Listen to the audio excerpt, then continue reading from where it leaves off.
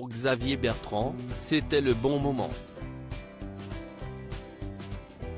Jeudi 25 mars 2021, CIST dans les colonnes du Point qu'il a annoncé sa candidature pour les prochaines élections présidentielles qui se tiendront en 2022.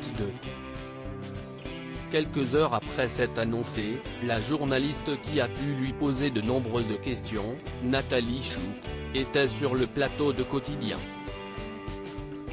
Elle a assuré que pour l'homme politique, cette candidature était une vraie revanche sur les années difficiles qu'il a endurées. Selon ses dires, Xavier Bertrand n'aurait pas toujours été très bien traité. Il dit « Dans ma famille politique, on m'a regardé comme un plouc de province », a-t-elle confié. Lorsqu'il a rejoint les bancs de l'Assemblée nationale comme député pour la première fois, ses collègues lui ont donné le surnom peu flatteur de Floc Floc.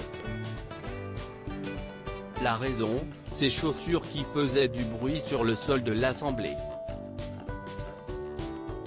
Je ne suis pas du sérail, je ne fais pas partie de l'aristocratie politique, je ne rentre pas vraiment dans les cases, je n'étais pas attendu dans le paysage, je ne viens pas de l'ENA, de Sciences Po et des cabinets ministériels, a ainsi confié Xavier Bertrand dans les colonnes de l'hebdomadaire. En revanche, il n'est tout de même pas en politique sans avoir un minimum de bagages. En effet, il avait une maîtrise en droit public à l'université de Reims, puis DESS en administration locale.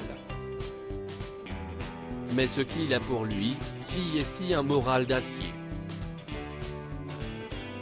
Xavier Bertrand est déterminé alors que pour l'heure les sondages concernant le deuxième tour des élections présidentielles placent Marine Le Pen et Emmanuel Macron, Xavier Bertrand est bien décidé à jouer les troubles fêtes. Je suis déterminé, a-t-il encore assuré.